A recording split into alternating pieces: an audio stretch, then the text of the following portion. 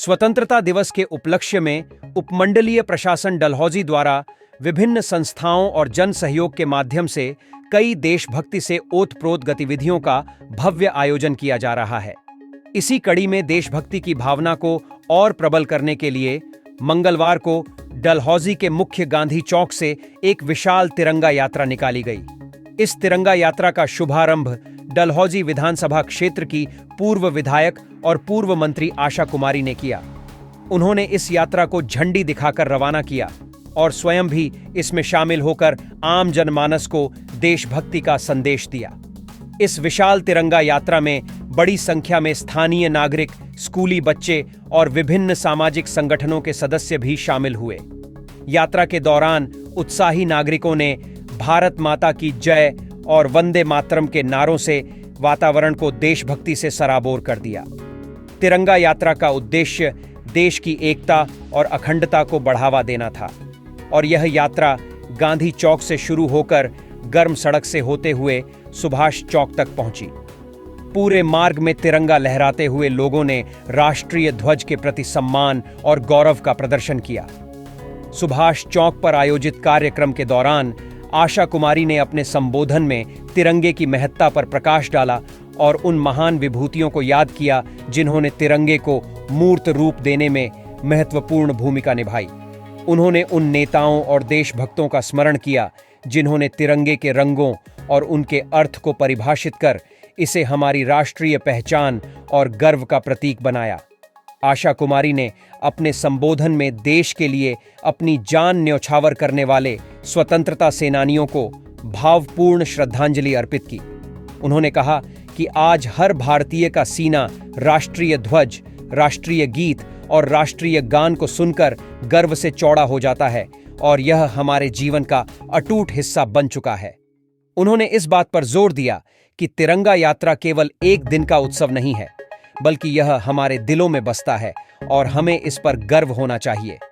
उन्होंने कहा कि स्वतंत्रता दिवस को हम एक उत्सव के रूप में मना रहे हैं, जो हमारे देश की सांस्कृतिक विविधता और एकता का प्रतीक है। अपने संबोधन के अंत में आशा कुमारी ने सभी लोगों से कौमी एकता का संदेश देने और इसे मजबूत बनाए रखने का आह्वान किया, ताकि हमारा देश सदैव एकता और भाईचारे के साथ आगे बढ़ सके। आज हम यहाँ ये भव्य तिरंगा यात्रा डलहौजी में निकाल रहे हैं। इसके लिए जो आयोजक हैं सभी को बहुत बहुत बधाई है।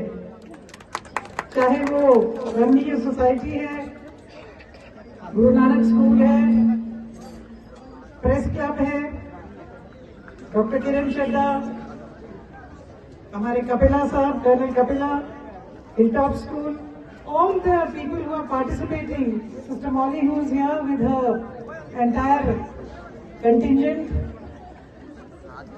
आज 13 अगस्त है बच्चों। 15 अगस्त को क्या है? हुआ था, भारत को आजादी मिली और भारत का झंडा जो है वो बुलंद हुआ। मगर आप जानते हैं कि भारत का झंडा किसने डिजाइन किया? कोई बताएगा जो यहाँ बैठे हैं? कौन? यहाँ कोई नहीं बताएगा, यहाँ मैं बताऊंगी। Anybody willing to take a chance?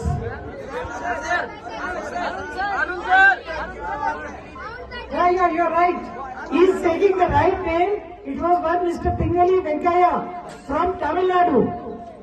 From Tamil Nadu, it is he who designed the flag on the 22nd of July 1947. The flag was adopted. जो हमारा झंडा है वो कॉन्स्टिट्यूएंट असेंबली ने 22 जुलाई 1947 को अडॉप्ट किया था। उस कॉन्स्टिट्यूएंट असेंबली में 3 लोगों ने भारत की तरफ से हमारा प्रतिनिधित्व किया था, जिसमें डॉक्टर राजेंद्र प्रसाद, वल्लभ भाई पटेल और पंडित जवाहरलाल नेहरू थे। और ये जो प्रस्ताव रखा कि हमारा ये तिरंगा जिसको आज हम देख रहे हैं, जिसमें ऊपर केसरी रंग, बीच में सफेद, नीचे हरा और नीले रंग का अशोक चक्र, इसको जो है भारत का झंडा जो है इसका अडॉप्ट किया जाए। तो 22 जुलाई 1947 को ये अडॉप्ट किया गया और आज हम बड़े गर्व से जहां तिरंगा दिखता है हमारा सर भी जो है गर्व से ऊंचा हो जाता है। जाने के लिए अनेकों लोगों ने शहादत दी, जिनमें से एक नेताजी सुभाष चंद्र बोस, जिनकी प्रतिमा के नीचे हम सब बैठे हैं। ये हमारे लिए इंस्पिरेशन का सोर्स है।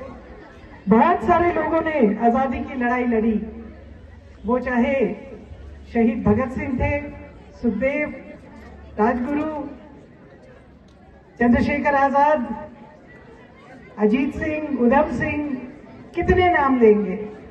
बहुत सारे लोगों ने जिनके नाम ही नहीं इतिहास में पन्नों में नहीं आए, बहुत सारे लोगों ने पूरे हिंदुस्तान में हर धर्म के, हर मजहब के, हर इलाके के, वो चाहे एक इलाका था चाहे दूसरा इलाका था, आज भारत को अपने गर्व से कहने के लिए कुछ चीजें ऐसी हैं जो हर भारतीय सुन के उसका सीना जो है चौड़ा हो जाता है। उसमें एक भारत का झंडा है, एक हमारा राष्ट्रगीत है वंदे मातरम, और एक हमारा राष्ट्रगान है जन गण मन। ये हमारे जिंदगी का एक अटूट हिस्सा है। यात्रा मना रहे हैं आप सब भी, आज हम मना रहे हैं। और जैसा कहा मेरे से पहले कि तिरंगा यात्रा एक दिन का उत्सव नहीं है, तिरंगा यात्रा हमारे दिलों में तिरंगा बसना चाहिए। 365 दिन हर वर्ष 24/7 तिरंगा हमारा हिस्सा है। हम गर्व करते हैं अपने तिरंगे पे, हम गर्व करते हैं अपने देश पे, हम गर्व करते हैं अपने उस देश पे जब आजादी मिली, जहां सुई नहीं बनती थी, आज वहां विश्व की सबसे बेहतरीन टेक्नोलॉजी के साथ हम स्पेस में भी जा रहे हैं। हम हर जगह जो है अपना नाम ऊंचा कर रहे हैं। हफ्ता सप्ताह के रूप में मनाया जाएगा। एसडीएम साहब यहाँ बैठे हैं, अन्य लोग बैठे हैं, हम सब इसको एक उत्सव के रूप में मनाएं। वाकई हमारे लिए बहुत बड़ी उपलब्धि है कि हमें आजादी ही नहीं मिली, हमने आजादी की रक्षा भी की है। हमने आजादी में प्रजातंत्र को स्थापित ही नहीं किया। आज हमारे अगल बगल के मुल्कों में क्या हो रहा है हम देख रहे हैं, मगर हिंदुस्तान में प्रजातंत्र जो है वो खड़ा है और मजबूती से खड़ा है। और ये खड़ा है हमारे संविधान की वजह से, ये खड़ा है हमारे स्वतंत्रता सेनानियों की वजह से, ये खड़ा हुआ है हमारे आपके पूर्वजों की वजह से, ये खड़ा हुआ है भाईचारे की भावना से, ये खड़ा हुआ है धर्म की, एक दूसरे के धर्म के प्रति जो हमारा प्रेम है उसकी वजह से, और ये खड़ा हुआ है क्योंकि हम हिंदू, सिख, ईसाई सब बाद में हैं, हम सब पहले हिंदुस्तानी हैं। हम हिंदुस्तानी हैं, हम हिंदुस्तान के नागरिक हैं, और हिंदुस्तान के नागरिक होना हमारे लिए फख्र की बात है। इसी उम्मीद के साथ कि हमारी इस तरह के आयोजन होते रहेंगे, भारत का झंडा इसी तरह बुलंदियों से लहराता रहेगा। आप सबको मेरी शुभकामनाएं। आज यहाँ डलहौजी के नागरिकों द्वारा और स्कूली बच्चों द्वारा, प्रेस क्लब द्वारा तिरंगा यात्रा का आयोजन किया गया, जो कि एक बहुत ही कदम है। हमें अपने आज़ादी के पर्व को बड़े गर्व से मनाना चाहिए, और ये डलहौजी वासियों के लिए बहुत एक अच्छी पहल की है कि आज़ादी का हफ्ता मना रहे हैं। आज़ादी का दिवस तो हर कोई मनाता है, मगर आज़ादी का हफ्ता आज़ादी के पर्व के रूप में मनाना ये बहुत बढ़िया और बहुत अच्छी बात है। इस मौके पे, आज़ादी के मौके पे, मैं सभी प्रदेशवासियों को, देशवासियों को अपनी ओर से शुभकामनाएं देती हूँ। ब्यूरो रिपोर्ट, डलहौजी हलचल।